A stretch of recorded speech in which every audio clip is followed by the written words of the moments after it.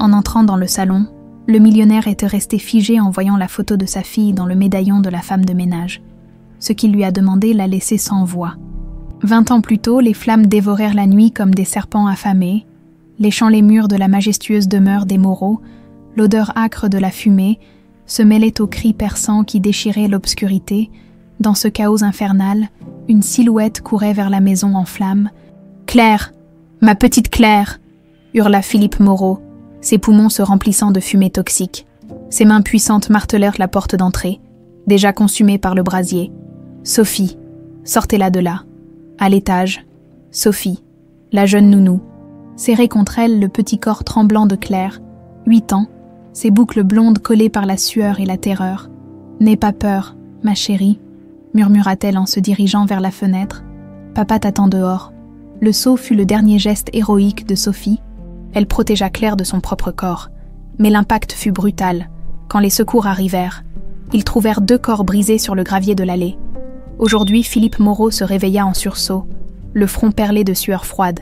Toujours le même cauchemar. Toujours ces flammes qui lui volèrent sa fille. 20 ans avaient passé. Et la douleur restait aussi vive qu'au premier jour. Il se leva de son lit king size, ignorant le corps endormi d'Isabelle, sa femme, qui ne se réveillait plus depuis longtemps sans l'aide de ses somnifères. Les rideaux épais de leur nouvelle demeure, ils avaient quitté l'ancienne propriété après la tragédie, filtraient à peine la lumière grise de ce matin parisien. Dans son bureau, Philippe ouvrit le tiroir secret de son imposant bureau en acajou.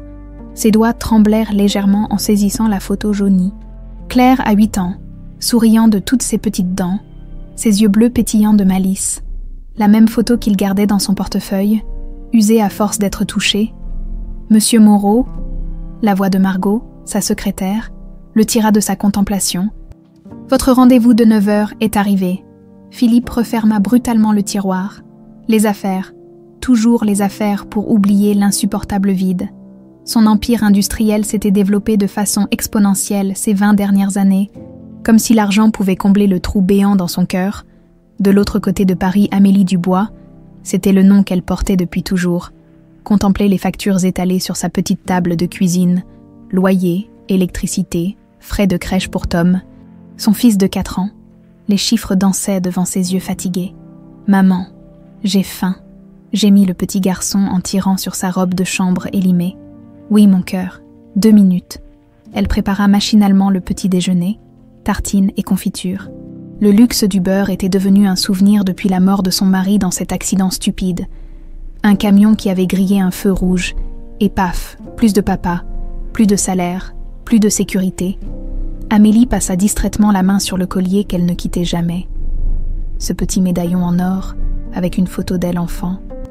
Le seul souvenir de son passé que Juliette, sa mère adoptive décédée, lui avait laissé, Juliette qui était morte en emportant ses secrets dans la tombe, ne laissant qu'une lettre cryptique parlant d'adoption. « Amélie, tu m'écoutes », la voix de Sylvie.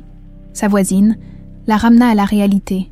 La quinquagénaire bienveillante se tenait sur le pas de sa porte, un café fumant à la main. « Excuse-moi, j'étais ailleurs. J'ai peut-être quelque chose pour toi. Ma cousine travaille dans une agence de placement. Ils cherchent une femme de ménage pour une grande maison dans le 16e, bien payée, patron correct paraît-il. » Amélie sentit un frémissement d'espoir. Le 16e arrondissement, un autre monde. Mais si cela pouvait sortir Tom et elle de cette galère, « Tu crois que j'ai mes chances ? Avec tes références ? Bien sûr, tu es la plus consciencieuse que je connaisse. » 1 heure plus tard, Amélie se trouvait dans les bureaux feutrés de l'agence Prestige Service, face à une femme élégante qui examinait son CV d'un œil critique. « Madame Dubois, votre profil m'intéresse. Le poste est chez monsieur Philippe Moreau, un homme d'affaires très en vue. Il exige la discrétion absolue et un travail irréprochable. » Le nom ne disait rien à Amélie, mais peu importait. Un travail était un travail. Les horaires sont de 8h à 16h. Du lundi au vendredi, salaire au-dessus de la moyenne, plus les charges sociales. Êtes-vous intéressé ? Oui, absolument. Parfait. Vous commencez lundi. Voici l'adresse. En sortant de l'agence, Amélie serra le papier contre son cœur. Enfin, une lueur au bout du tunnel.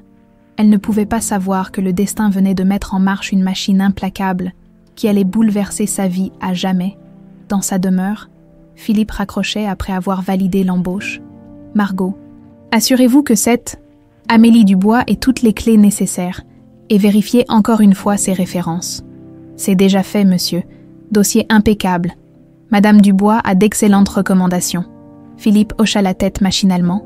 Depuis la tragédie, il ne supportait que les femmes pour s'occuper de sa maison. Les hommes lui rappelaient trop les enquêteurs, les pompiers, tous ces visages compatissants qui n'avaient pas su sauver sa petite fille. Il se dirigea vers la fenêtre de son bureau, observant le jardin parfaitement entretenu.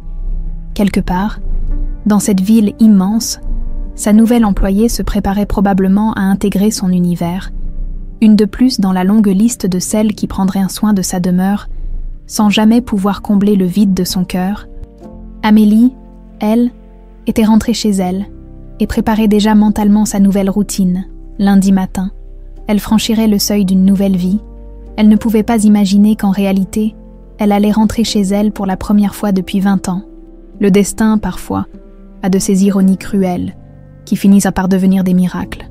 Le lundi matin arriva avec cette bruine parisienne qui semblait vouloir décourager les plus téméraires.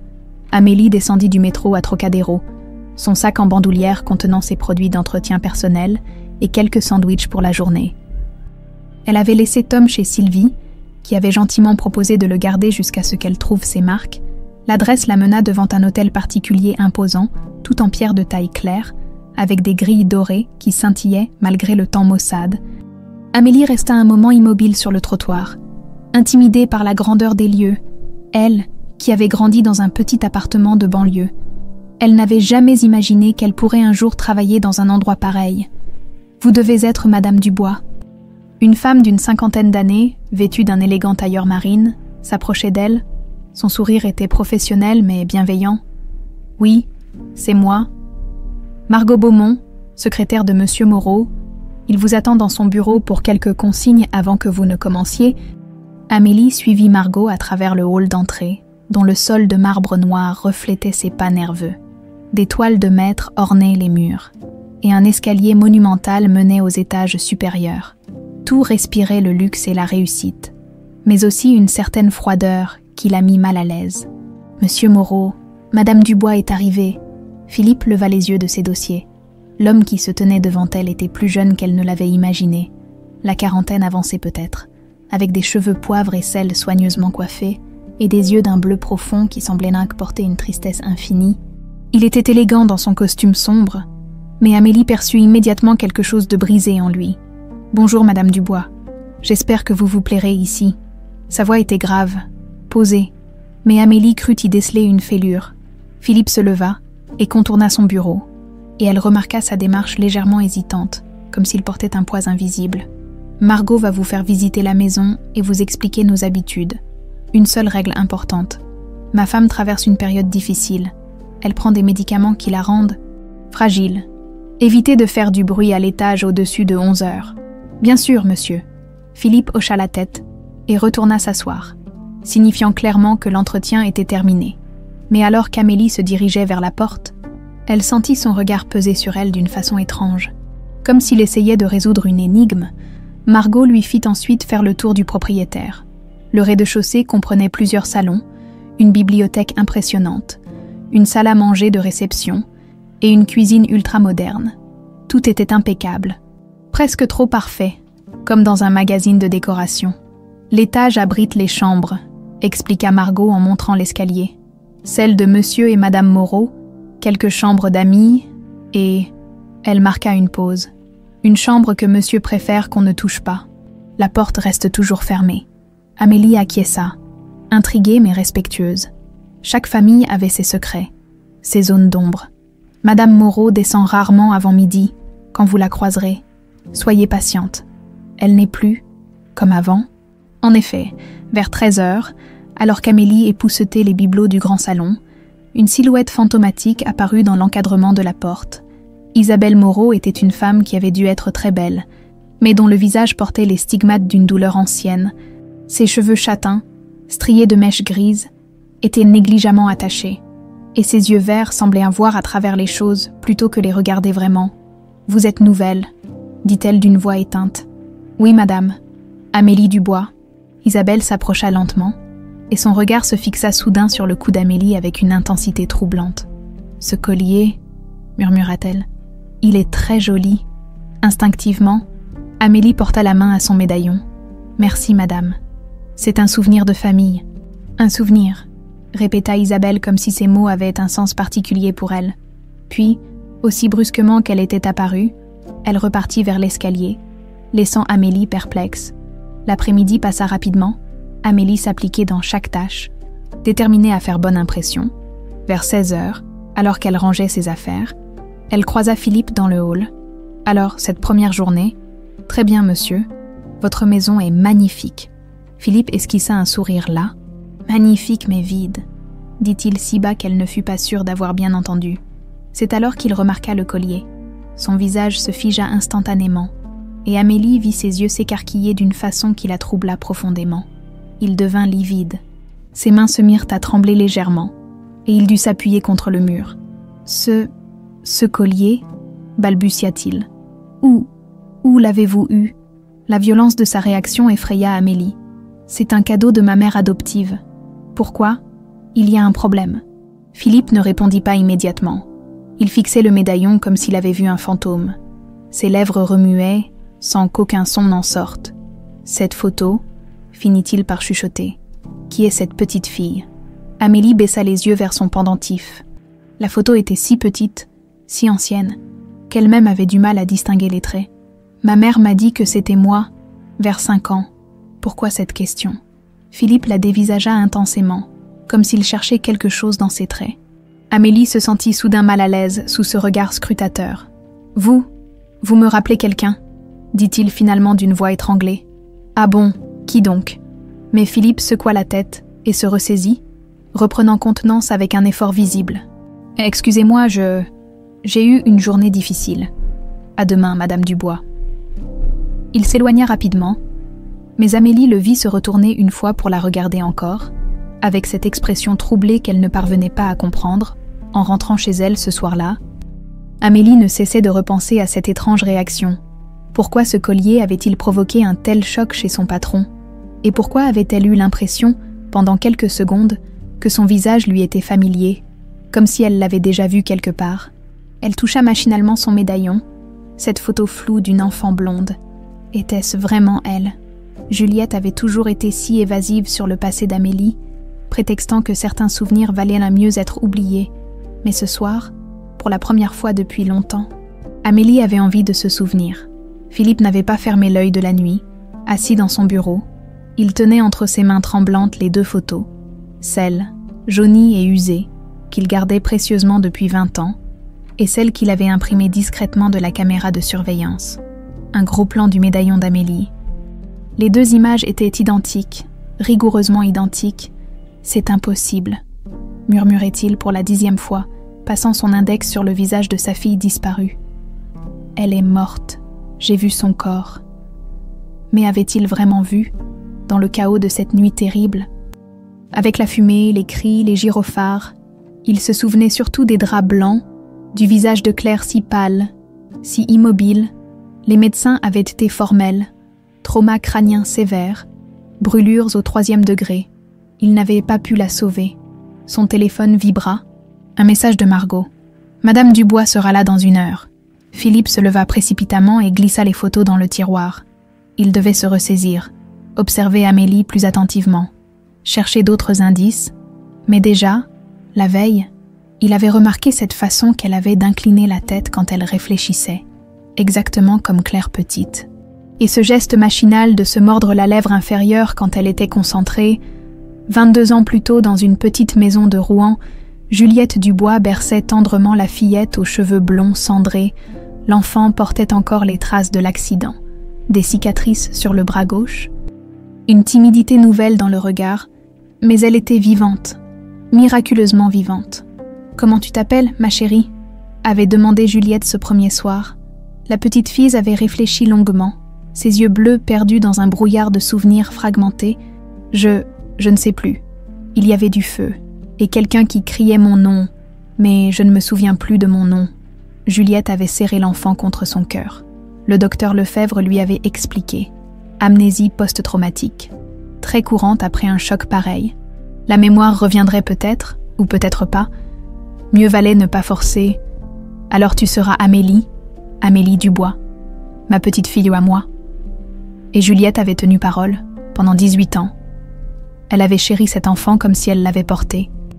Jamais elle ne lui avait parlé de l'adoption, inventant des histoires sur un père mort à la guerre, sur une naissance difficile qui l'avait laissé amnésique des premières années. Le seul objet du passé qu'elle avait conservé était ce collier trouvé serré dans la main de l'enfant la nuit de l'accident. Un médaillon en or avec une photo si abîmée qu'on distinguait à peine les traits. « C'est toi, ma chérie », avait-elle menti. « Tu avais 5 ans sur cette photo. » Aujourd'hui, Amélie poussa la grille de l'hôtel particulier, avec cette sensation étrange qui l'habitait depuis la veille. Elle avait rêvé de flammes cette nuit, et d'une voix d'homme qui l'appelait d'un nom qu'elle n'arrivait pas à retenir au réveil. « Bonjour, Madame Dubois », la salua Margot avec son sourire professionnel. « Monsieur Moreau souhaiterait vous voir quelques minutes. » Dans le bureau, Philippe faisait mine de lire des documents, mais Amélie remarqua immédiatement ses traits tirés, ses yeux cernés. Il avait l'air d'un homme qui avait lutté contre des démons toute la nuit. « Asseyez-vous, je vous prie. » Sa voix était plus douce que la veille, presque fragile. « J'aimerais en savoir un peu plus sur vous, votre famille, votre parcours. » Amélie fronça les sourcils. C'était inhabituel, cette curiosité soudaine. « Eh bien, il n'y a pas grand-chose à dire. Ma mère adoptive. Juliette m'a élevée seule. Elle est décédée il y a 3 ans. Mon mari aussi est mort. Dans un accident de voiture. Il ne me reste que mon fils, Tom. Adoptive, dites-vous. Oui, Juliette m'a adoptée quand j'étais petite. Je ne me souviens de rien avant mes 6 ou 7 ans. Ma mère disait que j'avais eu un accident, que cela avait affecté ma mémoire. Philippe sentit son cœur s'emballer. Amnésie, accident. L'âge correspondait parfaitement. Quel genre d'accident? Je ne sais pas exactement. Juliette préférait ne pas en parler. Elle disait que c'était mieux d'oublier les choses tristes. Les mains de Philippe se crispèrent sur son stylo. Et ce collier, vous l'avez depuis longtemps. Amélie porta instinctivement la main à son cou. Toujours. Juliette m'a dit que je le portais déjà quand elle m'a adoptée. C'est tout ce qui me reste d'avant. Puis-je le voir de plus près? Quelque chose dans sa voix alarma Amélie. Une intensité, une urgence qu'elle ne comprenait pas. Monsieur Moreau, puis-je vous demander pourquoi toutes ces questions? Vous me mettez mal à l'aise. Philippe se ressaisit, conscient qu'il était allé trop loin. Excusez-moi, vous ressemblez beaucoup à quelqu'un que j'ai connu. Cela m'a troublé hier soir. Ah bon? Qui donc? Le silence s'éternisa. Philippe la regardait avec une intensité douloureuse, comme s'il essayait de faire revivre les morts par la seule force de sa volonté. Ma fille. Vous ressemblez à ma fille. Votre fille. Mais où est-elle? Elle est morte, il y a 20 ans. Elle avait 8 ans. La tristesse infinie dans sa voix toucha Amélie au cœur. Instinctivement, elle tendit la main vers lui, mais se retint au dernier moment. Je suis désolée, cela a dû être terrible. Le pire, c'est qu'on n'a jamais retrouvé ces assassins.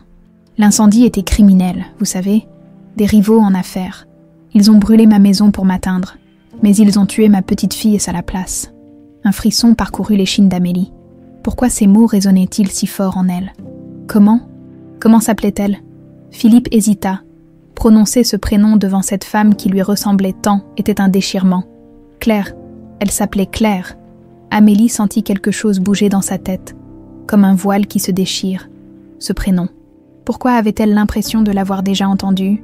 Claire, répéta-t-elle doucement, et Philippe tressaillit en entendant sa propre fille prononcer son prénom perdu. Oui, Claire Moreau, ma petite princesse. Un silence pesant s'installa. Amélie avait l'étrange sensation que quelque chose d'important venait de se passer, mais elle n'arrivait pas à mettre le doigt dessus. « Je ferais mieux de me mettre au travail », dit-elle finalement. « Bien sûr, excusez-moi encore pour toutes ces questions. » Mais alors qu'elle se dirigeait vers la porte, Philippe ne put s'empêcher de l'appeler. « Amélie », elle se retourna. « Votre fils, comment s'appelle-t-il déjà ?»« Tom, Thomas Dubois. Il a 4 ans. Il vous ressemble. » Un sourire maternel illumina le visage d'Amélie. « Tout le monde dit qu'il a mes yeux, et il adore qu'on lui raconte des histoires avant de dormir, comme moi quand j'étais petite. » Cette dernière phrase frappa Philippe comme la foudre. Claire aussi adorait les histoires. Il passait des heures à lui en inventer, assis au bord de son petit lit, et elle s'endormait toujours avec un sourire ravi. Quand Amélie fut sortie, Philippe ouvrit de nouveau le tiroir et contempla la photo de sa fille. Pour la première fois depuis 20 ans, un espoir fou germait dans son cœur meurtri. Et si le miracle était possible? Il décrocha son téléphone et composa un numéro qu'il connaissait par cœur. « Docteur Bernheim, c'est Philippe Moreau. J'aurais besoin de vos services, discrètement, très discrètement. » Le centre hospitalier Saint-Antoine se dressait comme une forteresse de béton et de verre dans le 13e arrondissement. Dans son bureau du 7e étage, le docteur Antoine Lefebvre ajustait sa cravate de soie devant le miroir, contemplant avec satisfaction l'homme qu'il était devenu, directeur général de l'un des hôpitaux les plus prestigieux de Paris, membre de l'Académie de médecine, décoré de la Légion d'honneur. Qui aurait pu imaginer que ce parcours exemplaire cachait des secrets si sombres? 20 ans plus tôt, Antoine n'était qu'un jeune interne criblé de dettes, désespéré de trouver un moyen de financer ses études. L'organisation lui avait proposé un marché simple, falsifier quelques certificats de décès, détourner des enfants blessés vers des familles adoptives, fortunées, et ses problèmes financiers disparaîtraient. Un petit arrangement, avait-on dit. Personne n'en saurait jamais rien, sauf que maintenant, 20 ans plus tard, Antoine avait tout à perdre. Docteur Lefebvre. Sa secrétaire frappa à la porte. « Votre rendez-vous de 10 heures est arrivé. Faites entrer. » Amélie pénétra dans le bureau. Tenant Tom par la main, le petit garçon observait tout avec curiosité, impressionné par la grandeur des lieux. « Bonjour, docteur. Merci de nous recevoir si rapidement. Tom a ces terreurs nocturnes dont je vous ai parlé au téléphone. » Antoine leva à peine les yeux de son dossier. « Bien, bien, asseyez-vous, madame. Dubois. Amélie Dubois. » Le nom ne lui dit rien sur le moment. Il continua ses questions de routine, examinant distraitement l'enfant qui bavardait gaiement. Ce fut quand Amélie mentionna son adresse pour les papiers d'assurance qu'Antoine commença à prêter attention. « Vous dites que vous travaillez chez Monsieur Moreau, Philippe Moreau. »« Oui, vous le connaissez. » Un frisson glacé remonta le long de la colonne vertébrale d'Antoine. Philippe Moreau, ce nom qu'il avait espéré ne plus jamais entendre. Il releva brusquement la tête et observa attentivement le visage d'Amélie pour la première fois. Les traits fins, les yeux bleus, cette façon particulière de pencher la tête. Mon Dieu, non, c'était impossible. Madame Dubois, pourriez-vous me donner votre date de naissance exacte? Le 15 mars 1987, enfin, c'est ce qui est marqué sur mes papiers. Ma mère adoptive m'a toujours dit qu'elle n'était pas sûre de la date exacte. Antoine sentit ses mains devenir moites. 1997. Cela correspondrait à... Il fit rapidement le calcul. Si cette femme était née en 1997, cela voudrait dire qu'en 2005, lors de l'incendie, elle aurait eu 8 ans. Votre mère adoptive? Dites-vous? Oui, Juliette Dubois. Elle m'a adoptée quand j'étais petite, après un accident. Je ne me souviens de rien avant mes 6 ou 7 ans. Le sang d'Antoine ne fit qu'un tour. Il se leva précipitamment. « Excusez-moi un instant. » Il sortit dans le couloir, les jambes flageolantes, et composa fébrilement un numéro sur son portable. « Hélène, c'est Antoine. Il faut qu'on se voie. Maintenant, c'est urgent. » De retour dans son bureau, il s'efforça de paraître calme, mais ses mains tremblaient en rédigeant l'ordonnance pour le petit homme. « Voilà, Madame Dubois. Ce sont des anxiolytiques légers pour votre fils. Si les terreurs persistent, revenez me voir dans 15 jours. Merci, docteur, au fait. Puis-je vous demander, quand vous avez mentionné Monsieur Moreau tout à l'heure, vous sembliez le connaître. » Antoine s'efforça de garder un ton neutre, de réputation seulement, un homme d'affaires très en vue. Il a vécu une tragédie terrible il y a des années, la perte d'un enfant. Je crois. Oui, il m'en a parlé. Sa fille Claire, c'est horrible. En entendant ce prénom, Antoine faillit s'étrangler. Claire. Elle avait dit Claire. Comment pouvait-elle connaître ce prénom? Bien. Bonne journée, Madame Dubois. Dès qu'Amélie et Tom furent sortis, Antoine se précipita sur son ordinateur et ouvrit les archives informatiques de l'hôpital. Ses doigts volaient sur le clavier. Mars 2005, incendie, enfant brûlé. Et là, il la trouva, la fiche qu'il avait lui-même falsifiée 20 ans plus tôt.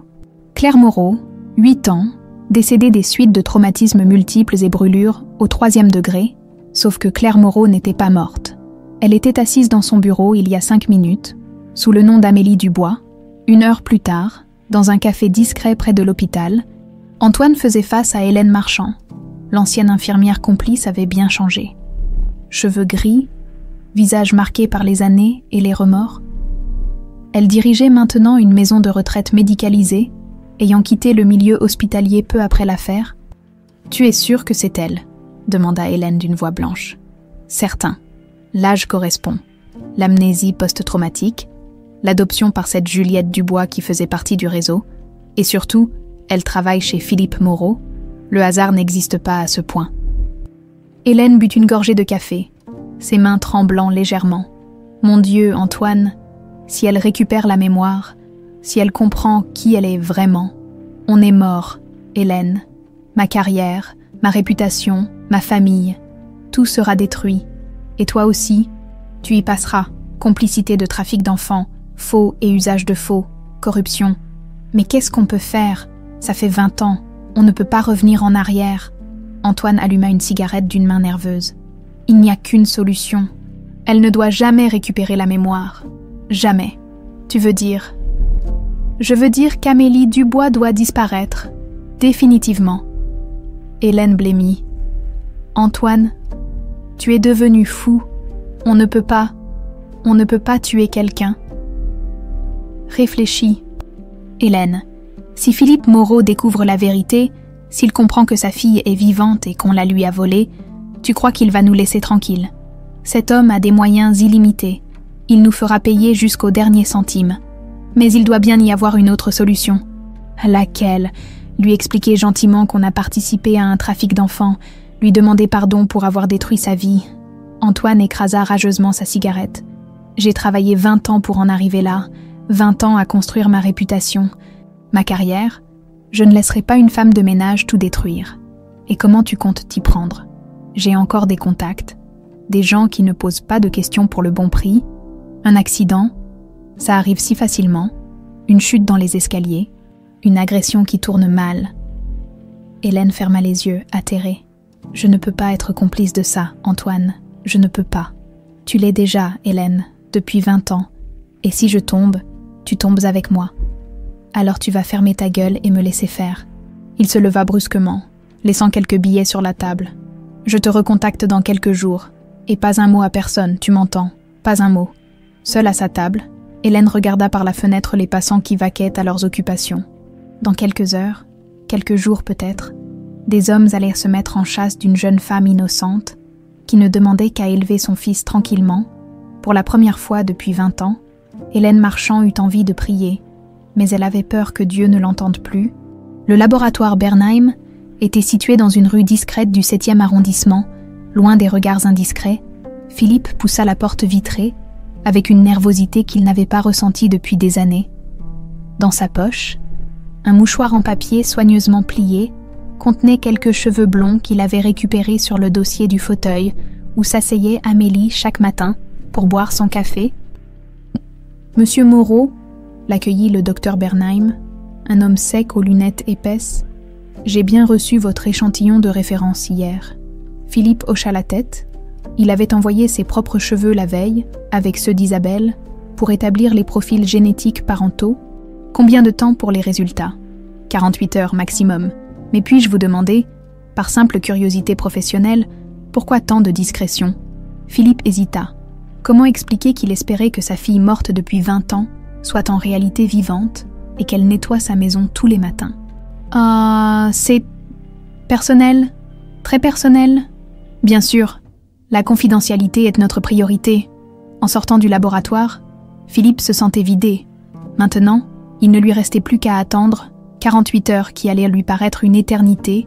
Chez Amélie, cette nuit-là, Amélie fut réveillée par des cauchemars particulièrement violents. Elle se trouvait dans une grande maison. Des flammes l'entourèrent de toutes parts et quelqu'un criait son nom. Mais ce n'était pas Amélie qu'elle entendait dans son rêve. C'était un autre prénom, qu'elle n'arrivait jamais à retenir au réveil. « Maman, tu vas bien ?» Tom se tenait dans l'encadrement de la porte, son doudou serré contre lui. « Oui, mon cœur, j'ai juste fait un mauvais rêve. Retourne te coucher. » Mais une fois Tom rendormi, Amélie ne parvint plus à fermer l'œil. Elle se leva et alla fouiller dans le carton qu'elle gardait sous son lit. Les quelques affaires de Juliette qu'elle avait conservées. Au fond, Elle retrouva la lettre que sa mère adoptive lui avait laissée. « Ma chérie, si tu lis cette lettre, c'est que je ne suis plus là. Il faut que tu saches la vérité. Tu n'es pas ma fille biologique. Je t'ai adoptée quand tu avais 8 ans, après un terrible accident. Tu ne te souvenais de rien, et les médecins disaient que c'était mieux ainsi. J'ai voulu te protéger de ton passé douloureux. Pardonne-moi de t'avoir menti, mais je t'ai aimée comme ma propre fille. Le collier que tu portes était à toi quand tu es arrivée. C'est tout ce qui te reste de ta vie d'avant. Je n'en sais pas plus. Sois heureuse, ma petite Amélie. » Amélie relut la lettre pour la 100e fois. 8 ans. Pas 5, comme Juliette le lui avait toujours dit. Et ce passage sur l'accident, pourquoi ces derniers jours, elle avait l'impression que des bribes de souvenirs remontaient à la surface. Elle toucha son médaillon. Cette photo si petite, si floue. Et si ce n'était pas elle à 5 ans, comme Juliette le prétendait, le lendemain, chez les Moreau, Philippe ne tenait plus en place. Il avait passé la matinée à tourner en rond dans son bureau, incapable de se concentrer sur ses dossiers. Quand Amélie était arrivée ce matin, il l'avait observée avec une intensité nouvelle, cherchant des ressemblances, des gestes familiers, et il en trouvait cette façon qu'elle avait de fredonner en travaillant.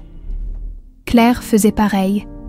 Cette manie de ranger les objets par ordre de taille, comme sa fille, et surtout, cette expression rêveuse qu'elle prenait parfois, comme si elle cherchait à attraper des souvenirs qui lui échappaient. « Philippe, tu m'écoutes ?» Isabelle se tenait dans l'encadrement de la porte, plus lucide qu'elle ne l'avait été depuis des mois.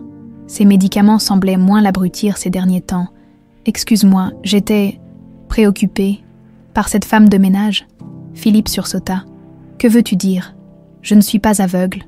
Philippe, je vois bien comment tu la regardes, comme si tu avais vu un fantôme. » Isabelle s'approcha et s'assit en face de lui. « Elle me rappelle quelqu'un aussi, tu sais, mais j'arrive pas à mettre le doigt dessus.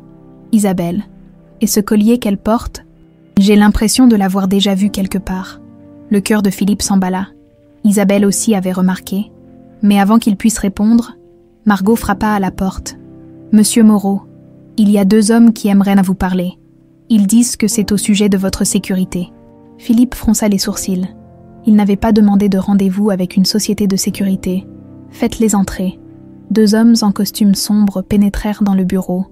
L'un était grand et mince, l'autre plus trapu, avec des yeux froids, qui mirent immédiatement Philippe mal à l'aise. « Monsieur Moreau, je suis Marcus Delacroix, société de surveillance Apex. Nous avons été informés que vous pourriez avoir besoin de nos services. » Informé par qui? Je n'ai rien demandé. Un client anonyme s'inquiète pour votre sécurité et celle de vos proches. Le grand homme sortit une photo de sa poche et la posa sur le bureau. C'était un cliché d'Amélie sortant de l'hôpital avec Tom. Nous savons que cette femme travaille chez vous. Nous pensons qu'elle pourrait représenter un danger. Philippe se leva d'un bond. Un danger, Amélie. Vous plaisantez. Pas du tout.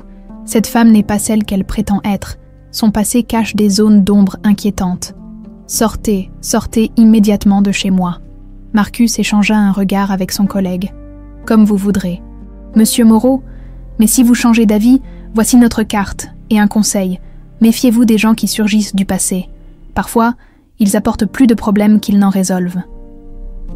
Une fois les 2 hommes partis, Philippe resta songeur. Cette visite n'était pas anodine. Quelqu'un savait quelque chose sur Amélie et voulait l'en éloigner. Mais qui et pourquoi? Il décrocha son téléphone et composa le numéro de son chef de la sécurité. « Bernard, c'est Philippe. J'ai besoin que tu fasses surveiller discrètement Amélie Dubois. »« Oui, ma femme de ménage, non, ce n'est pas ce que tu crois. Je pense qu'elle pourrait être en danger. » Dans sa cuisine, Amélie préparait le déjeuner de Tom quand elle remarqua la camionnette garée en face de son immeuble. Elle l'avait déjà vue hier, et avant-hier aussi, 2 hommes à l'intérieur qui semblaient la surveiller. Une angoisse sourde la prit aux entrailles. Et si ces cauchemars, ces bribes de souvenirs qui remontaient, étaient liés à quelque chose de dangereux, si son passé oublié recelait des secrets que certains préféraient voir rester enterrés, elle serra Tom contre elle. Quoi qu'il arrive, elle protégerait son fils.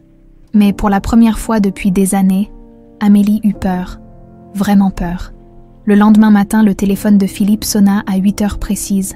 « Monsieur Moreau, Dr Bernheim à l'appareil.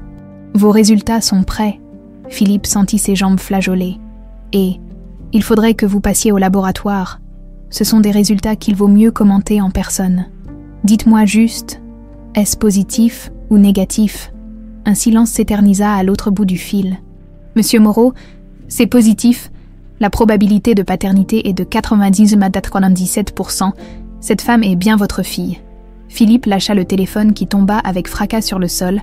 Amélie, qui passait l'aspirateur dans le couloir, accourut en entendant le bruit. « Monsieur Moreau, vous allez bien ?»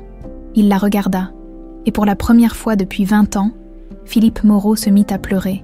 Sa petite Claire était vivante. Sa fille était là, devant lui, et elle ne le reconnaissait pas. « Monsieur, vous êtes sûr que ça va ?» Amélie s'approcha, inquiète, et tendit instinctivement la main vers lui. Ce geste, si naturel, si plein de compassion, exactement comme Claire petite quand elle le consolait après une journée difficile. « Tout va bien ?» murmura-t-il en essuyant ses larmes. « Tout va très bien. » Mais au fond de lui, Philippe savait que rien n'irait bien, tant qu'il n'aurait pas trouvé le courage de révéler la vérité à sa fille. Et tant qu'il n'aurait pas découvert qui voulait lui faire du mal, Philippe fixait le rapport du laboratoire comme s'il s'agissait d'un document extraterrestre. Les mots dansèrent devant ses yeux. Probabilité de paternité. 99,97%. Après 20 ans de deuil, 20 ans à pleurer une morte, sa fille était vivante. Elle préparait son café tous les matins, astiquait ses meubles, lui souhaitait poliment bonne journée avant de partir.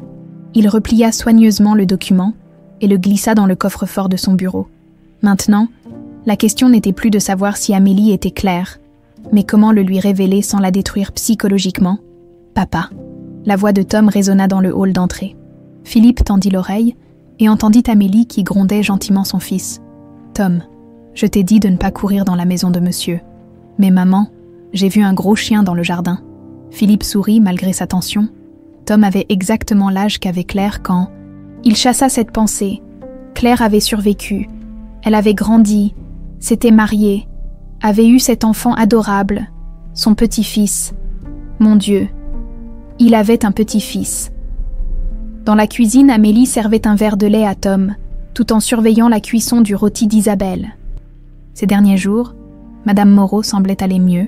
Elle descendait plus souvent, mangeait davantage, mais elle avait aussi cette façon troublante de l'observer, comme si elle cherchait à résoudre une énigme. Amélie, justement, Isabelle venait d'entrer dans la cuisine. Elle portait une robe bleue que Philippe ne lui avait pas vue depuis des années, et ses cheveux étaient soigneusement coiffés. « Oui, madame. Asseyez-vous un moment, j'aimerais vous parler. » Tom jouait tranquillement avec ses petites voitures sur le carrelage. Amélie s'installa face à Isabelle, inquiète de ce ton inhabituellement grave. « Amélie, depuis combien de temps êtes-vous ici ? » « 3 semaines, madame. Et avant cela, vous viviez où ? Dans le 20e arrondissement ? Un petit appartement ? Pourquoi ces questions ? Isabelle la contempla longuement, dans ses yeux verts. Amélie lut une émotion qu'elle ne parvenait pas à identifier. De la tristesse, de l'espoir, de la peur. « Votre collier ? Puis-je le voir de plus près ?» Instinctivement, Amélie porta la main à son cou. « Bien sûr, mais... » Elle détacha le médaillon et le tendit à Isabelle, qui l'examina avec une intensité troublante. Ses mains tremblaient légèrement en manipulant le bijou. « Cette petite fille sur la photo, vous êtes sûre que c'est vous ? C'est ce que ma mère adoptive m'a toujours dit. Pourquoi ?» Isabelle ferma les yeux et pressa le médaillon contre son cœur. « Parce que j'ai l'impression d'avoir déjà vu ce visage, ces yeux, cette expression. » Elle rouvrit les yeux et fixa Amélie avec une intensité douloureuse. « Vous me rappelez ma fille, votre fille. Mais monsieur Moreau m'a dit qu'elle était morte, oui. Il y a 20 ans, elle s'appelait Claire. » Amélie sentit un frisson la parcourir.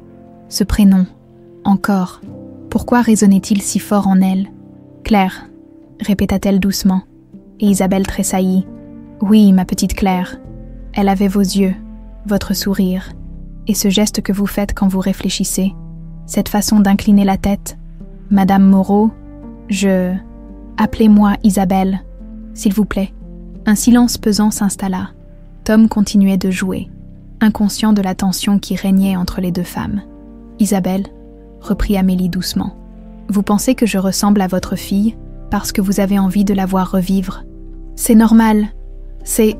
Non, Isabelle se leva brusquement. « Ce n'est pas ça.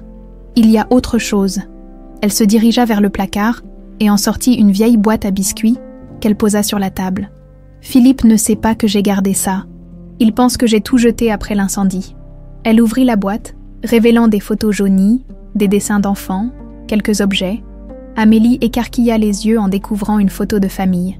Philippe, plus jeune, Isabelle radieuse, et entre eux, une petite fille blonde aux yeux bleus. « Mon Dieu !»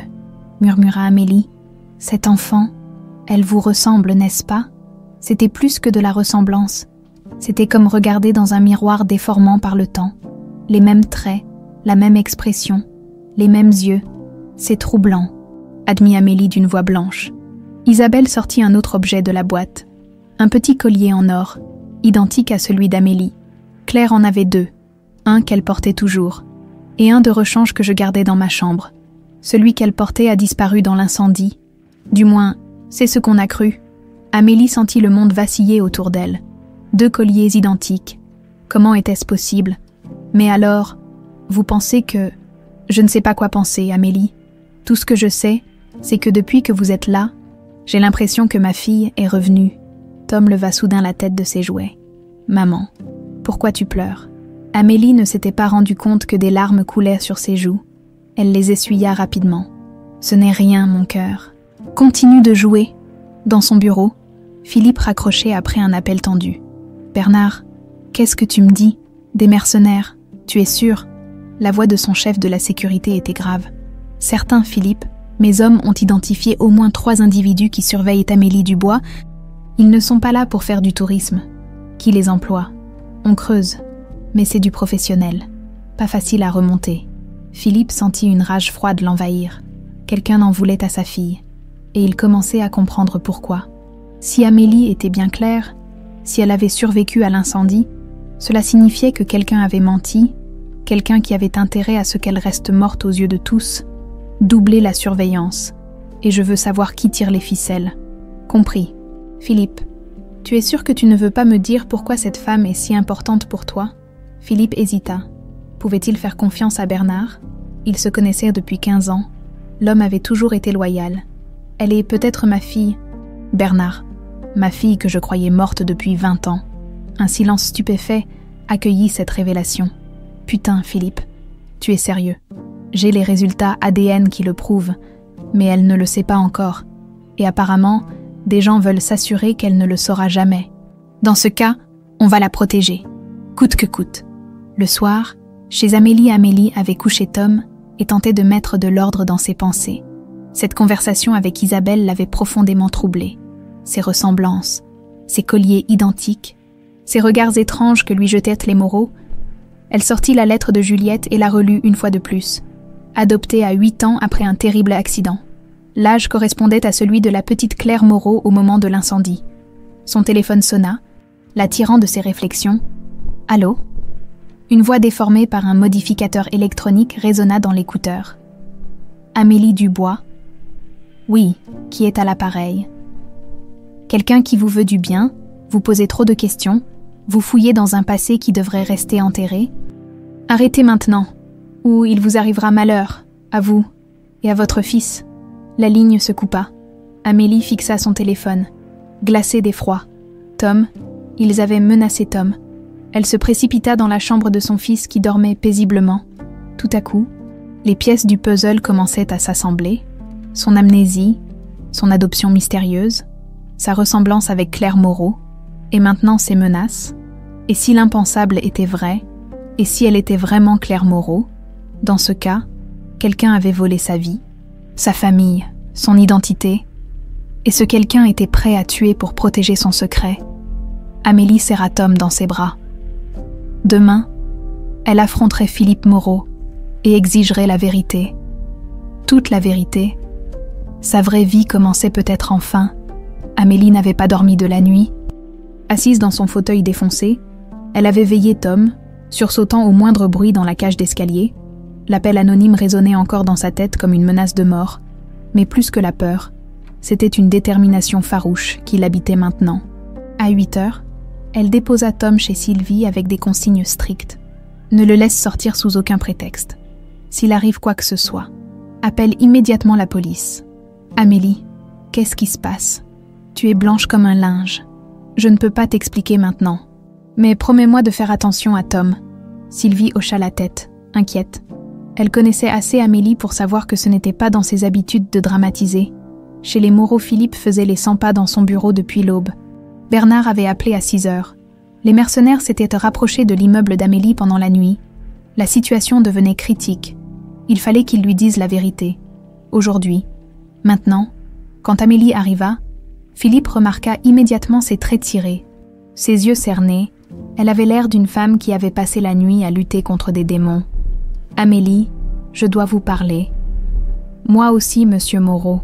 Nous devons parler. » Ils se dirigèrent vers le bureau, mais Isabelle les intercepta dans le couloir. Elle tenait à la main le collier de rechange de Claire. « Philippe, j'ai montré ça à Amélie hier. » Philippe pâlit en voyant le bijou. « Isabelle, qu'est-ce que tu fais? Ce que j'aurais dû faire depuis le début, regarder la vérité en face. » Elle se tourna vers Amélie. « Oh, montrez-lui votre collier. » Amélie obtempéra, détachant son médaillon. Philippe prit les 2 bijoux et les examina sous la lumière. Ils étaient rigoureusement identiques, jusqu'aux petites éraflures sur l'or. « Mon Dieu !» murmura-t-il. C'est alors qu'Isabelle fit quelque chose d'inattendu. Elle se mit à chantonner doucement une mélodie oubliée. « Dodo, ma petite étoile. Papa veille sous ton toit. Maman garde tes rêves. Jusqu'à ce que l'aube se lève. » L'effet fut foudroyant. Amélie sentit comme une explosion dans sa tête. Des images surgirent, floues d'abord, puis de plus en plus nettes. Une chambre rose, un lit à baldaquin, une voix d'homme qui chantait cette berceuse. « Papa !» Le mot lui échappa dans un souffle. Philippe et Isabelle se figèrent. « Qu'avez-vous dit ?» demanda Philippe d'une voix tremblante. Amélie porta les mains à ses tempes. Les souvenirs affluaient par vagues douloureuses. Un jardin avec une balançoire, des mains puissantes qui la poussaient en riant, une odeur de pipe et d'eau de Cologne. Papa chantait, il chantait cette chanson. Non, elle leva les yeux vers Philippe, et pour la première fois, elle le vit vraiment. Pas le patron distant, pas l'homme d'affaires austère. Elle vit l'homme qui se penchait sur son lit tous les soirs, qui lui racontait des histoires de princesses et de dragons. « Papa !» répéta-t-elle, mais cette fois avec une intonation différente, une reconnaissance. Philippe sentit ses jambes se dérober. Il dut s'appuyer contre le mur. « Claire, ma petite Claire, Claire !» murmura Amélie, et ce prénom résonna en elle comme un écho lointain. « Je m'appelle Claire. » Isabelle pleurait en silence, ses mains tremblant sur ses lèvres. Mais soudain, d'autres souvenirs surgirent, des souvenirs terrifiants. Le feu, la fumée, Sophie qui la portait vers la fenêtre, la chute, la douleur, et puis le noir, l'incendie, haleta Amélie. Il y a eu un incendie, Sophie. Sophie est morte. Oui, ma chérie, Sophie est morte en te sauvant. Mais alors, comment? Philippe prit une profonde inspiration. Il était temps de dire ce qu'il savait. Même si ce n'était que des suppositions, quelqu'un t'a fait passer pour morte. Quelqu'un qui travaillait à l'hôpital, ils t'ont donné à Juliette en faisant croire à tout le monde que tu avais succombé à tes blessures. Amélie chancela, 20 ans de mensonges. Toute sa vie n'était qu'une imposture. Mais pourquoi? Pourquoi faire une chose pareille? Je ne sais pas encore, mais j'ai bien l'intention de le découvrir. C'est alors que la mémoire d'Amélie, de Claire, fit un bond de 20 ans. Elle se souvenait du jour de l'incendie, de ce qu'elle avait entendu avant que les flammes n'envahissent sa chambre. « Papa, il y avait des hommes en bas. Ils parlaient fort avec toi. Ils disaient que tu devais payer, qu'ils allaient tout détruire. » Philippe serra les poings. Les salauds qui avaient commandité l'incendie, il n'avait jamais pu les identifier. Mais maintenant, Claire, écoute-moi bien. Tu es en danger. Ces mêmes personnes qui ont organisé ton enlèvement veulent t'empêcher de récupérer la mémoire. Elles ont envoyé des hommes pour te surveiller. Je sais. J'ai reçu un appel hier soir. Ils ont menacé Tom. La mention de son petit-fils décupla la rage de Philippe. Dans ce cas, il n'y a plus une minute à perdre, Bernard. Son chef de la sécurité apparut immédiatement, comme s'il attendait dans le couloir. « Monsieur, amenez Tom ici, immédiatement, et doublez la surveillance. C'est déjà fait.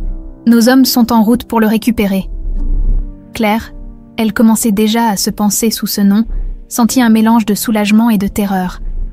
Enfin, elle comprenait pourquoi elle avait toujours eu l'impression de ne pas être à sa place dans sa propre vie, pourquoi certains gestes, certaines odeurs, certains sons la troublaient, sans qu'elle sache pourquoi. « Maman », elle regarda Isabelle avec des yeux nouveaux. « Tu es ma vraie maman. Oui, ma chérie, je suis ta maman. Et tu m'as tellement manqué. » Elles tombèrent dans les bras l'une de l'autre. 20 ans de séparation s'effaçant dans cette étreinte retrouvée, Philippe les regardait, le cœur gonflé d'une joie qu'il n'avait plus ressentie depuis 2 décennies. Sa famille a été réunie, mais il savait que le danger était loin d'être écarté. « Claire, il faut que tu saches autre chose. Tu es mon héritière, mon unique héritière. La fortune des Moreau, l'empire industriel, tout cela t'appartient de droit. » Claire écarquilla les yeux. Elle qui se battait pour payer ses factures, découvrait qu'elle était millionnaire. « Mais je ne veux pas de ton argent, papa. Je veux juste retrouver ma famille. » « Tu l'as retrouvée, ma chérie.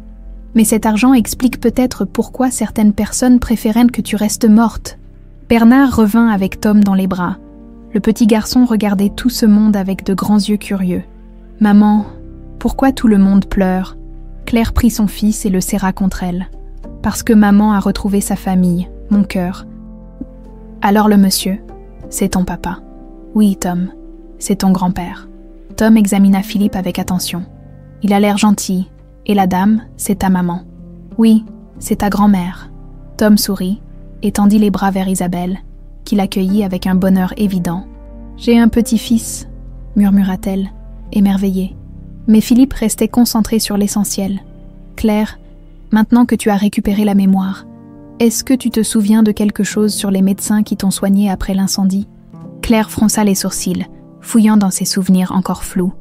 Il y avait un homme, grand, avec des lunettes, il sentait fort l'antiseptique. Et une femme, une infirmière, elle avait des cheveux roux, il parlait à voix basse quand il croyait que je dormais.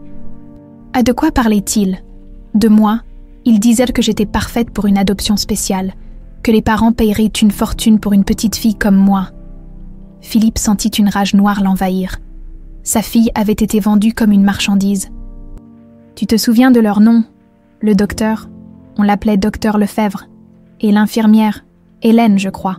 Philippe échangea un regard avec Bernard. Il tenait à leur coupable. Bernard, trouve-moi tout ce que tu peux sur un docteur Lefebvre et une infirmière nommée Hélène. Je veux savoir où ils sont, ce qu'ils font, et je veux pouvoir les atteindre. Compris. Claire regarda son père avec une admiration nouvelle. Cet homme puissant et déterminé, c'était son papa, celui qui allait faire justice, mais elle ne savait pas encore que la justice, parfois, exige des sacrifices que personne n'est prêt à consentir. Dans un entrepôt désaffecté de Pantin, Marcus Delacroix regardait les photos étalées sur la table métallique avec un sourire froid. Images de Claire entrant chez les Moreau, de Tom jouant dans le jardin de Sylvie, de Philippe au téléphone dans son bureau. 3 semaines de surveillance avaient porté leurs fruits. « Elle a récupéré la mémoire », annonça son collègue en raccrochant son téléphone.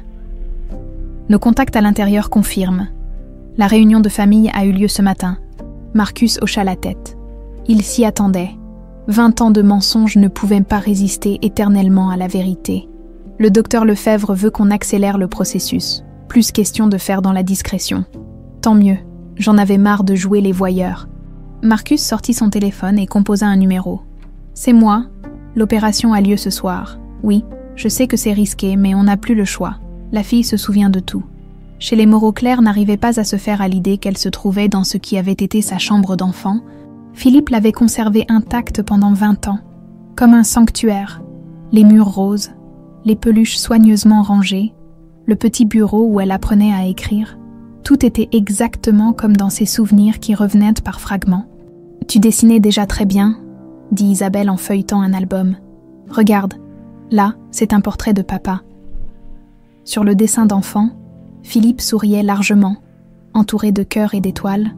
En bas, une écriture appliquée. « Mon papa que j'aime très fort. » Claire, 7 ans. Tom observait tout avec fascination. « Maman, c'était ta chambre quand tu étais petite comme moi. » « Oui, mon cœur, et peut-être que tu pourras y jouer, si grand-père est d'accord. » Philippe, qui montait les escaliers avec Bernard, entendit cette dernière phrase. « Bien sûr qu'il peut. Cette maison est la vôtre maintenant. » Bernard fit signe à Philippe qu'il avait des informations importantes. Ils redescendirent dans le bureau. « J'ai trouvé ton docteur Lefebvre. Antoine Lefebvre, 52 ans. Directeur du centre hospitalier Saint-Antoine, carrière exemplaire, décoration, réputation irréprochable. Et l'infirmière, Hélène Marchand. Elle a quitté l'hôpital en 2007, 2 ans après l'incendie. Elle dirige maintenant une maison de retraite médicalisée à Vincennes. » Philippe réfléchit rapidement. Ils ont construit leur succès sur le trafic d'enfants. Il faut les confondre. Mais comment ? J'ai une idée.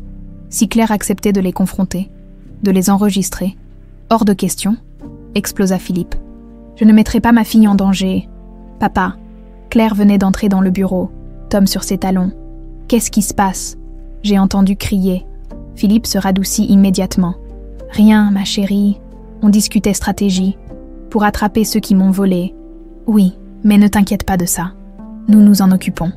Claire s'approcha et posa une main ferme sur le bras de son père. Papa, j'ai 28 ans. J'ai élevé un enfant seul. J'ai survécu à la mort de mon mari.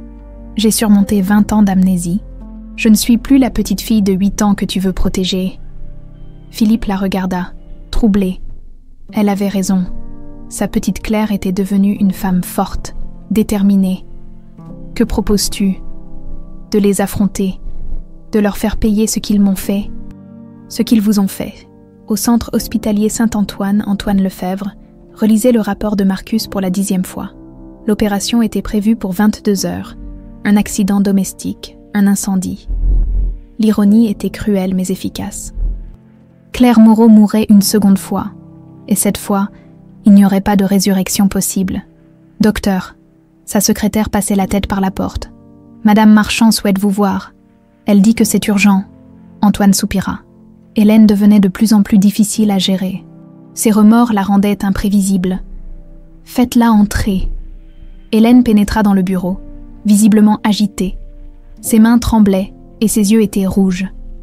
Antoine, on ne peut pas faire ça. Tuer cette femme et son enfant. Baisse la voix. Bon sang. Non. J'en ai assez de me taire. Assez de porter ce poids. Antoine se leva et ferma la porte. Écoute-moi bien, Hélène. Il n'y a plus de retour en arrière possible. Si Claire Moreau parle, nous sommes finis tous les deux. 20 ans de prison minimum. Tu veux ça ? Au moins, je pourrais me regarder dans une glace. Et tes petits-enfants, ta maison de retraite, tout ce que tu as construit, tu es prête à tout perdre pour une femme que tu as connue quelques jours il y a 20 ans ? Hélène hésita. Antoine sentit la faille et s'y engouffra. De toute façon, c'est trop tard. Les hommes sont déjà en route, dans quelques heures. Ce sera terminé. Mon Dieu, murmura Hélène. Qu'est-ce qu'on est devenu ? Dans la soirée, chez les Moreau, la tension était palpable. Bernard avait posté des hommes à tous les points stratégiques, mais Philippe restait inquiet. Ces mercenaires étaient des professionnels. Ils trouveraient un moyen.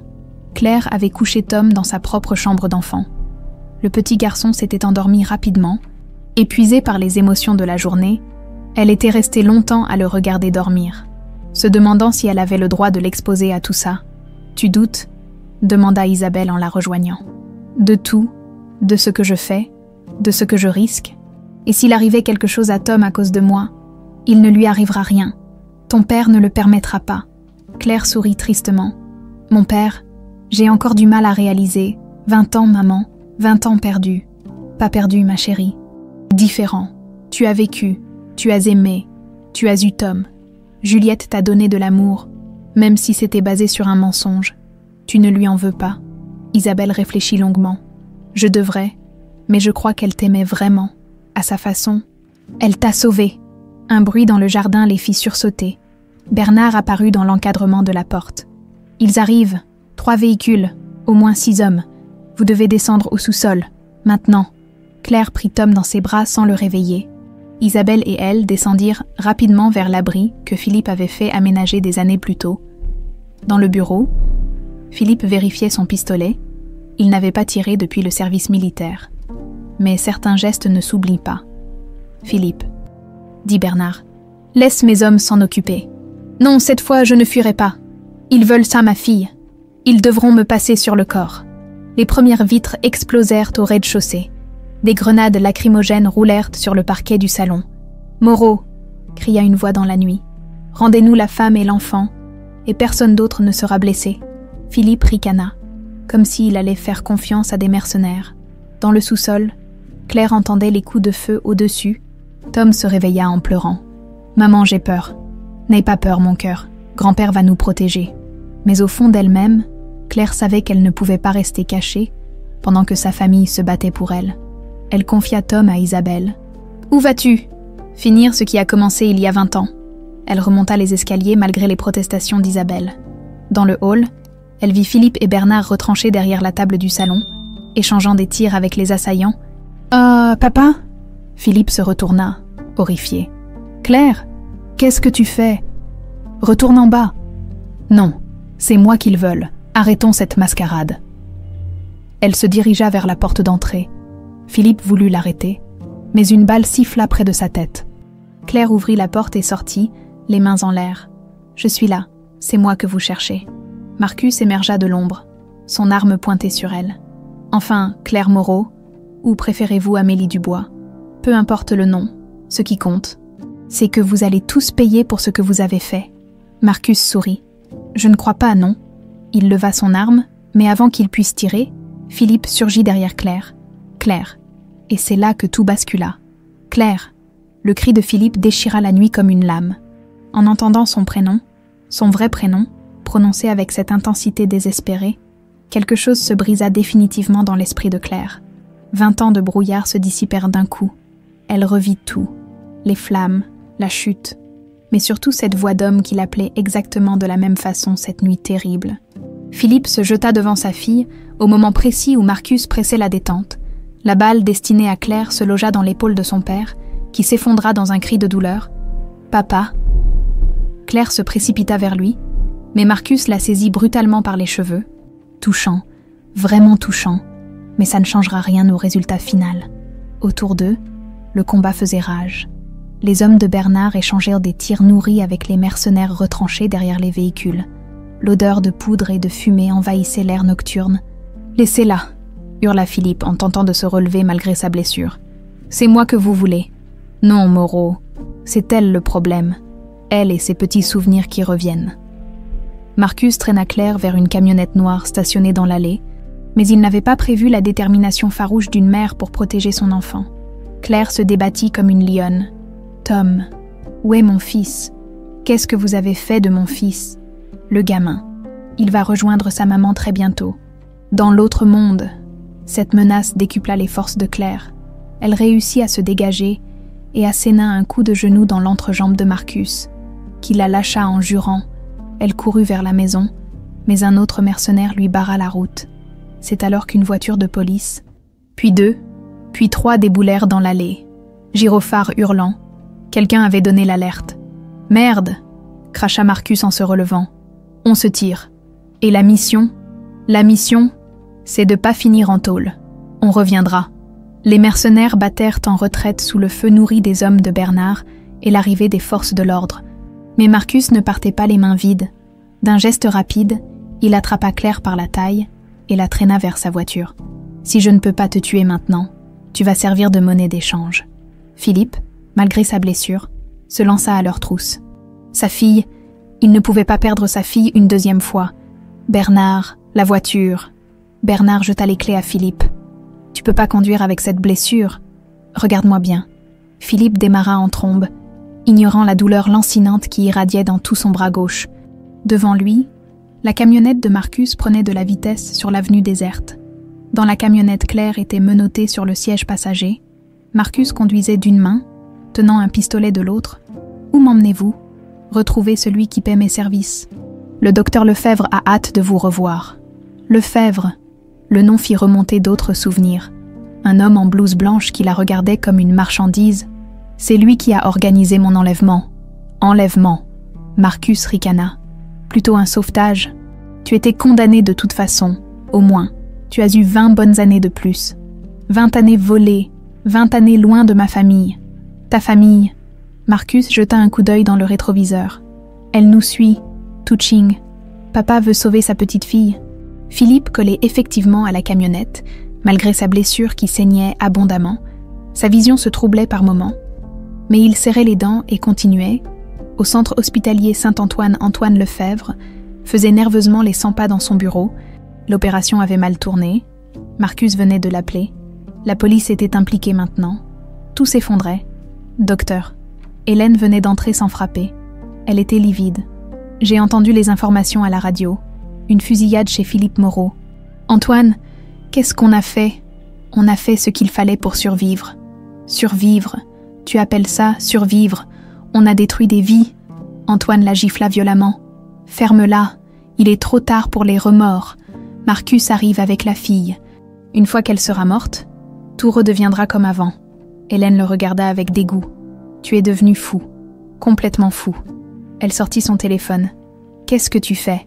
J'appelle la police. Je vais tout leur dire. Tout. Antoine se jeta sur elle, tentant de lui arracher le téléphone.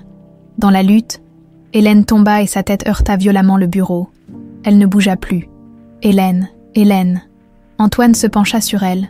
Elle respirait encore, mais du sang coulait de sa tempe. Il fallait appeler les secours. Puis il réalisa l'ironie de la situation. Lui, médecin, sur le point de laisser mourir quelqu'un pour sauver sa peau. Il ne bougea pas. Dans la camionnette, la poursuite durait depuis 20 minutes. Marcus roulait de plus en plus vite, grillant les feux rouges, prenant des virages sur les chapeaux de roue. Derrière, Philippe tenait bon malgré l'hémorragie. « Votre père est coriace », admit Marcus, « mais il va finir par s'effondrer. » Claire observait Philippe dans le rétroviseur latéral. Elle voyait bien qu'il luttait contre l'évanouissement. S'il perdait conscience au volant, « Arrêtez-vous, il va se tuer. » C'est le but. Claire prit une décision désespérée. Elle se jeta sur le volant, faisant dévier la camionnette vers la droite. Marcus la repoussa brutalement, mais trop tard. Le véhicule percuta un lampadaire dans un fracas épouvantable. L'airbag se déploya, assommant à moitié Marcus. Claire, sonnée mais consciente, réussit à sortir de la camionnette. Philippe arrivait déjà, sa voiture fumante après avoir percuté l'arrière de la camionnette. « Claire, ma chérie !» Elle courut vers lui et le soutint. Il était exsangue, au bord de l'évanouissement. « Papa, tiens bon. Tom, où est Tom ? À la maison, en sécurité avec maman. » Philippe sourit faiblement. « Ma petite fille, ma petite Claire, je t'ai retrouvée. Oui, papa, tu m'as retrouvée. Et cette fois, plus personne ne nous séparera. » Les sirènes des ambulances et des voitures de police se rapprochaient. Marcus, le visage en sang, tentait de s'extirper de la camionnette en pointant encore son arme vers eux.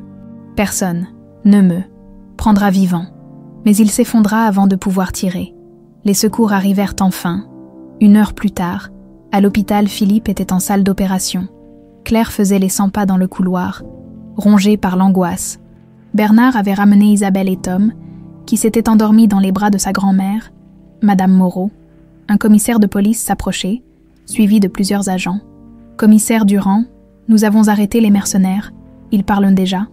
Mais j'aurais besoin de votre témoignage sur cette histoire d'enlèvement. » Claire hocha la tête. « Je vous dirai tout. Mais d'abord, il faut que vous sachiez, le docteur Antoine Lefebvre et l'infirmière Hélène Marchand sont les vrais responsables.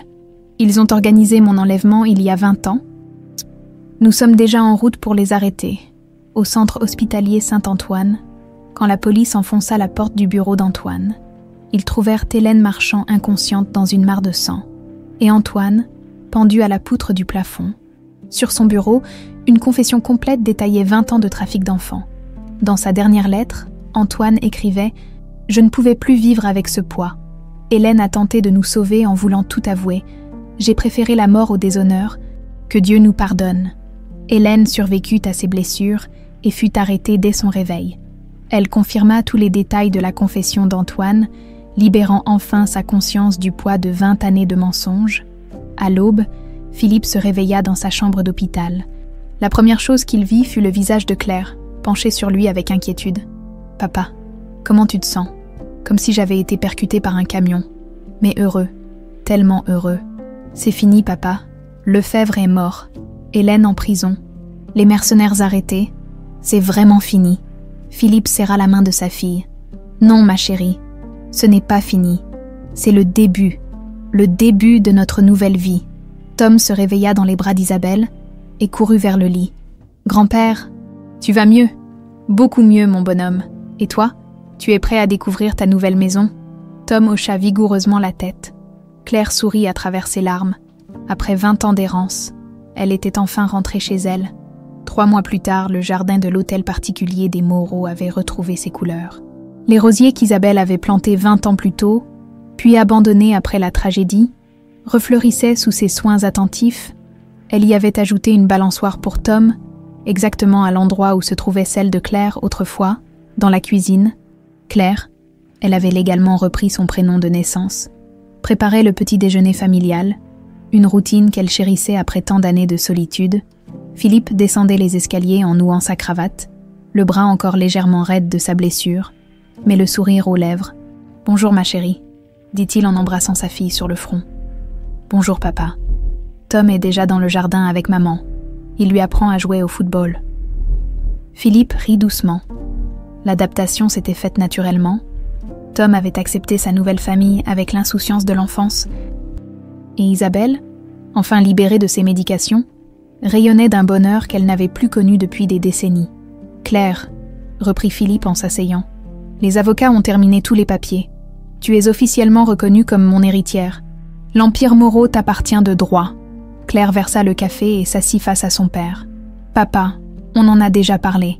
Je ne veux pas de cet argent, pas maintenant. J'ai encore besoin de comprendre qui je suis vraiment.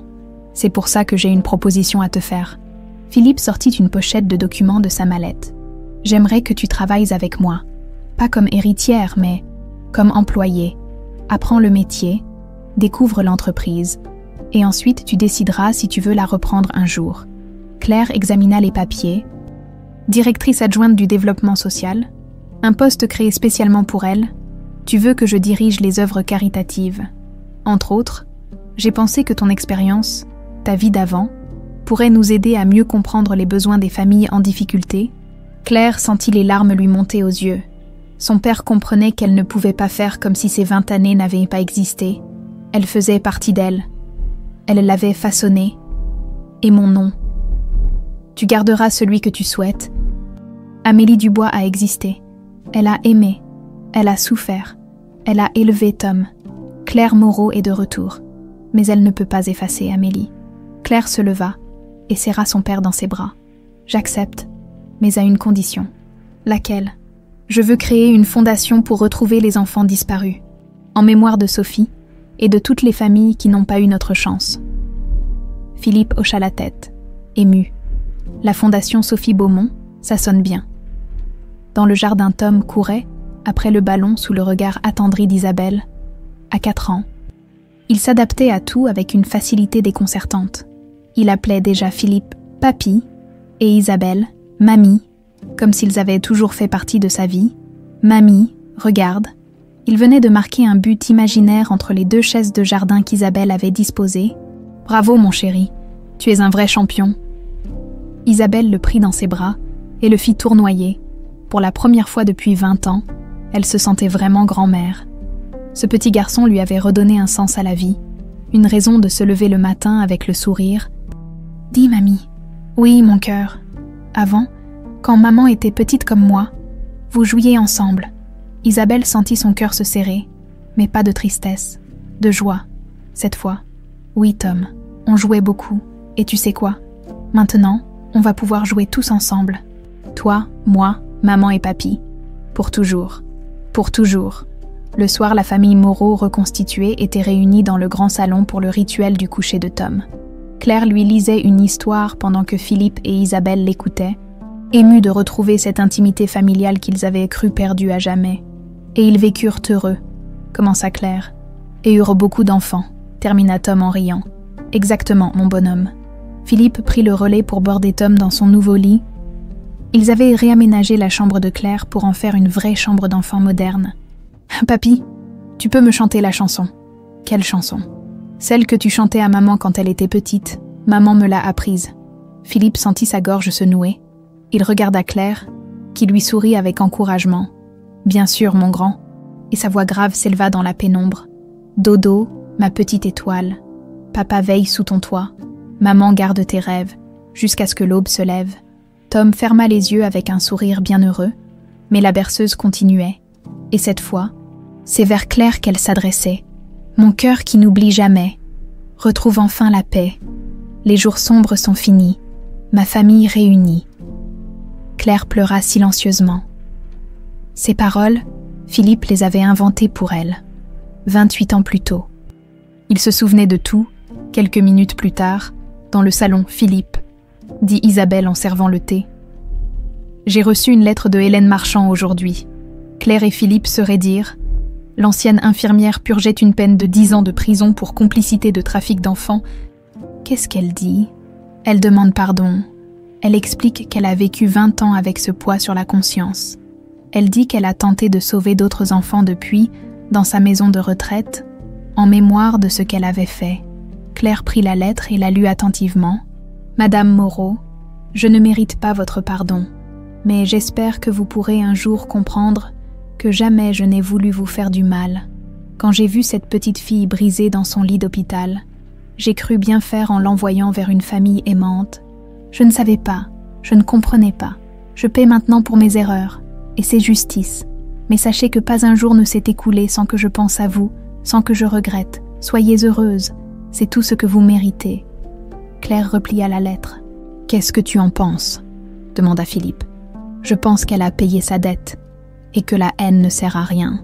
Juliette m'a aimée, même si c'était basé sur un mensonge. Hélène regrette sincèrement. Antoine est mort avec sa culpabilité. C'est fini. Tu lui pardonnes. » « Je lui pardonne. Pas pour elle, mais pour moi, pour nous, pour pouvoir avancer sans amertume. » Philippe serra la main de sa fille. « Tu es devenue une femme remarquable, Claire. J'ai eu de bons professeurs. Juliette m'a appris l'amour, même dans le mensonge. Mon mari m'a appris le courage. Tom m'a appris l'espoir. Et maintenant, vous m'apprenez le pardon et la reconstruction. » Un an plus tard, l'hôtel particulier des Moreau bruissait d'animation. On célébrait le 5e anniversaire de Tom, mais aussi le 1er anniversaire du retour de Claire. Sylvie, l'ancienne voisine d'Amélie, était venue avec sa famille. Bernard et ses hommes étaient là aussi, devenus des amis proches. Dans le jardin décoré de guirlandes colorées, Tom soufflait ses bougies entouré de tous ceux qui l'aimaient. Claire le regardait, enceinte de 6 mois d'une petite fille qu'elle avait décidé d'appeler Sophie, en hommage à celle qui l'avait sauvée. « À quoi tu penses ?» demanda Philippe en s'approchant. « À tout ce chemin parcouru, il y a 2 ans, j'étais femme de ménage, veuve et seule aujourd'hui. Aujourd'hui, tu es directrice d'une fondation qui a déjà retrouvé 12 enfants disparus. Tu attends un bébé, et tu as une famille qui t'aime. Et un père qui n'a jamais cessé de me chercher, même quand tout le monde lui disait que j'étais morte. » Philippe passa un bras autour des épaules de sa fille. « Un père ne renonce jamais, Claire, jamais. » Tom courut vers eux, le visage barbouillé de chocolat. « Maman, papy, venez, on va ouvrir les cadeaux. » Claire et Philippe échangèrent un sourire complice et suivirent le petit garçon vers la table couverte de paquets colorés. Dans cette maison qui avait connu tant de drames, l'amour avait finalement triomphé. 20 ans après l'incendie, la famille Moreau était plus forte que jamais, et dans la chambre de Tom, sur la table de nuit, trônait un petit médaillon en or avec une photo d'enfant. Non plus comme un mystère douloureux, mais comme le symbole d'une famille qui avait su se retrouver malgré le temps, les mensonges et les épreuves, car l'amour véritable ne connaît ni la distance ni l'oubli, il renaît toujours de ses cendres,